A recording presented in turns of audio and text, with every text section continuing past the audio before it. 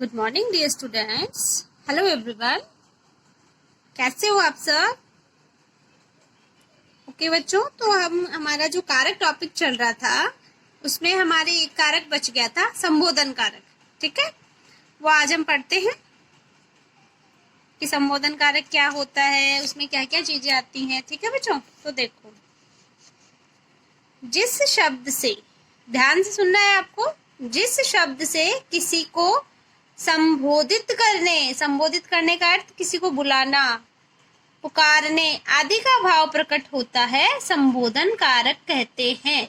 इसका विभक्ति चिन्ह हे, अरे आदि है। जैसे अब हम किसी को पुकारते हैं कि हे लड़के, है ना, बुलाते हैं ना हम किसी को, या नाम से बुलाते हैं कि हे मोनू, हे सोनू, इस नाम से बुलाते हैं। वैसे भगवान को भी कहते हैं हे भगवान, या हे ईश्वर मेरी मदद करो, कहते हैं ना। और अगर कोई अचानक से हमारे घर आता है तो हम क्या कहते हैं, अरे तुम कब आए, या अरे आप कब आए। ये इसके जो है चिन्ह है, हर कारक का जो चिन्ह है वो मैंने आपको बताया था, विभक्ति चिन्ह। और संबोधन कारक का विभक्ति चिन्ह क्या है, हे और अरे। ये विस्मयवाचक भी हो जाता है, अरे तुम कब आए, अरे तुम कौन हो, है ना, इस तरह के वाक्य बन जाते हैं। ठीक है बच्चों, अब ये है आओ दोहराएं, तो इसमें कारक किसे कहते हैं वो वाली बात है। जैसे जिन शब्दांशों से संज्ञा अथवा सर्वनाम का संबंध वाक्य के दूसरे शब्दों के साथ जाना जाता है, कारक कहलाते हैं। यह आपको बताई हुई है। और वे शब्द जो कारक का संबंध क्रिया से जोड़ने का कार्य करते हैं, ये चीज भी आपको समझाई हुई है मेरी। कारक का संबंध किससे जोड़ेंगे, क्रिया से, और तो वो विभक्ति चिन्ह कहलाते हैं। जैसे कर्ता ने, कर्म को, करण से, संप्रदान के लिए, ये वाले विभक्ति चिन्ह हैं। ठीक है, और कारक के 8 भेद हैं, कर्ता कारक, कर्म कारक, करण कारक, संप्रदान कारक, अपादान कारक, और संबंध कारक, अधिकरण कारक और संबोधन कारक। ठीक है, कर्ता, कर्म, करण, संप्रदान, अपादान, संबंध, अधिकरण और संबोधन, इस तरह याद रखने हैं आपको इनको। ठीक है बच्चों, अब आते हैं हम हमारे प्रश्नों पे कि हमने क्या सीखा। हमने चैप्टर पढ़ा, उससे सीखा क्या। तो अगर आपने पहले से इनको, जैसे जैसे मैं साथ में पढ़ाती जा रही थी, वैसे वैसे अगर आपने इनको राइट कर लिया है अपनी नोटबुक में, तो आपको इन प्रश्नों के उत्तर दोबारा करने की कोई जरूरत नहीं है।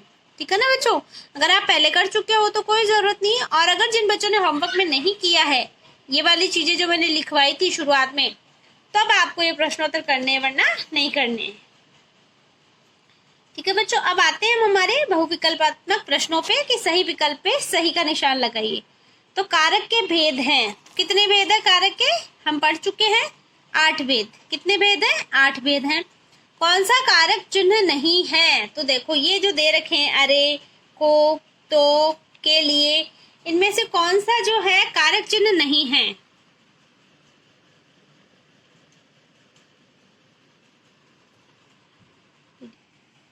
तो देखो बच्चों, कौन सा कारक चिन्ह नहीं है, तो हम सारे कारक चिन्ह पढ़ चुके हैं। अरे भी है, को है, के लिए, संप्रदान के लिए आता ही है, तो इसमें हो जाएगा तो कोई भी कारक चिन्ह नहीं होता। कर्म कारक का विभक्ति चिन्ह क्या है, तो कर्ता ने कर्म को, इस तरह से याद किया था ना हमने, तो से, को, या के लिए, या के द्वारा, तो सही उत्तर हो जाएगा को। ये सारी चीजें तो आपको बुक में ही करनी है। शिवा ने दूध को गर्म किया, वाक्य में रंगीन शब्द में कौन सा कारक है। शिवा ने किसको गर्म किया, दूध को, तो इसमें हो जाएगा कर्म कारक। ठीक है, अब देखो बच्चों, निम्नलिखित वाक्यों में रिक्त स्थानों की पूर्ति उचित कारक चिन्ह से कीजिए।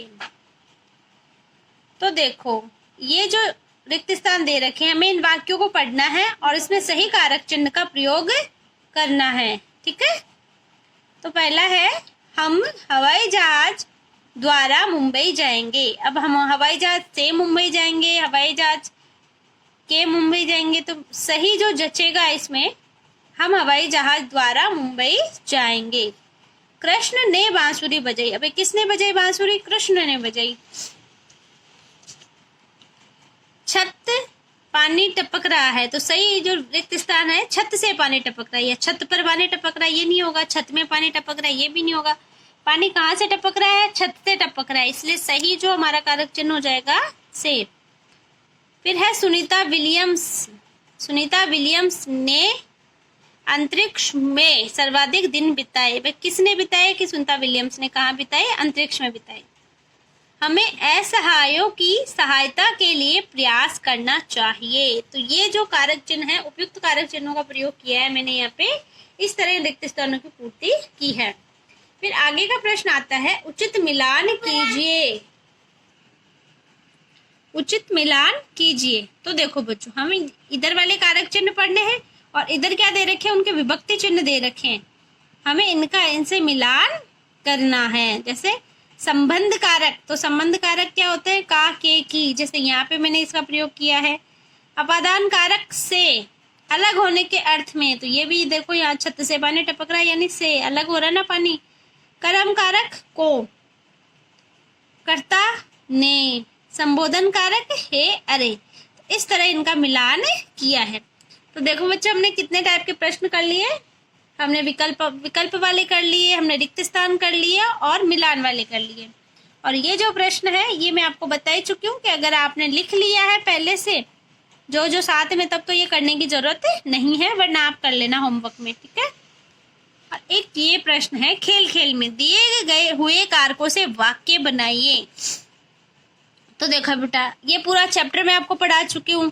तो जो संबंध कारक का विभक्ति चिन्ह होता है, ये जो बाकी कारक दे रखे हैं, इन सबके विभक्ति चिन्हों का प्रयोग करते हुए आप क्या करोगे? ये वाक्य बनाने की कोशिश करोगे। ये आपका होमवर्क है, ठीक है बच्चों? ये आपका होमवर्क है आज। Okay, good bye everyone, take care.